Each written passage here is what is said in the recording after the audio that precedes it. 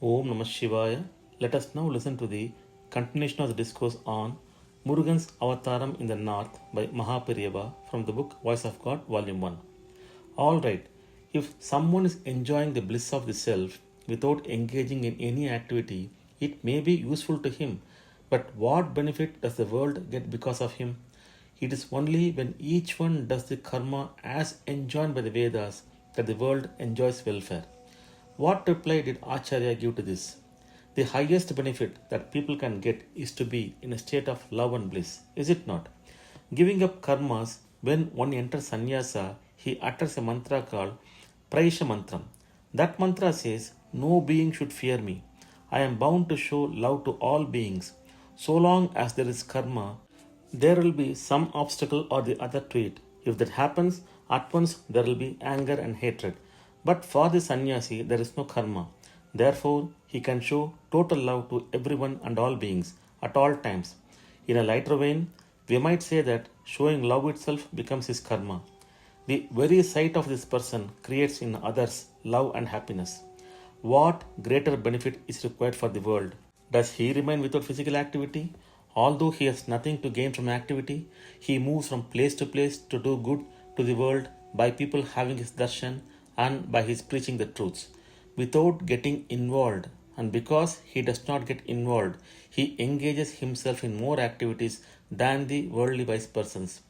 Others are not able to perform to the best of their ability.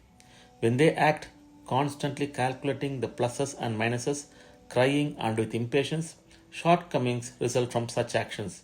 But this person, since he does things laughing, he manages to do even the impossible things without exertion or fatigue. For him, everything is himself. Because there is some fault in him, he does not discard himself. In the same way, without nurturing hatred towards others who have faults, he removes the faults with sympathy. The very purpose of Veda Karma is for it to be the first step for him to take people to the state of fullness and bliss in which he himself is. Vedas have prescribed karmas for the good of the world so that people can be prevented from doing anything out of desire for selfish gain.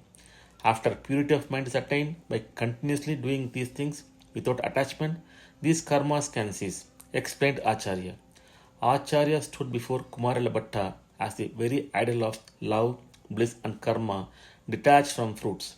He also explained that just performing dry karma without devotion to the Lord is wrong. Karma without devotion to the Lord is wrong. Karma is inert.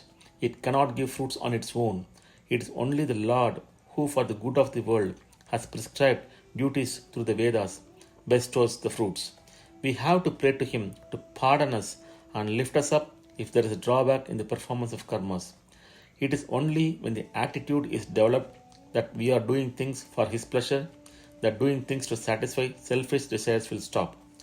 As Acharya kept on preaching in this manner, it became quite clear to Kumarila Bhatta that all karma is meant to be an offering to the Lord, that it will lead to bhakti, and that bhakti will lead to jnana, which will merge with the Lord without destruction. With tears of joy, he addressed the Acharya.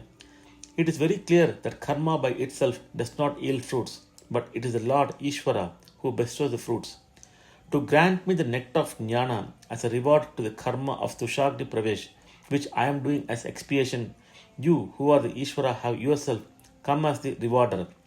You have bestowed on me the freedom from births which can never be obtained by karma. It is said that even for devotees, the thought of the Lord will not come in their last moments. But for me, who have been saying that there is no need for Swami the Lord, you yourself have come before me. I, who is to leave this body in a few moments, is powerless to explain your philosophy to the other karma margis, karma mimamsakas. Therefore, you please go to the town of Mahishmati and deliver the same preachings to Mandana Mishra, who is a greater mimamsaka than me, and convert him to your philosophy. Then all mimamsakas will follow his path. Om Namah Shivaya. Let us listen to the continuation of this discourse in next post. Om Namah Shivaya. Hara Hara Shankara, Jai Jai Shankara, Kanchi Shankara, Kamakoti Shankara.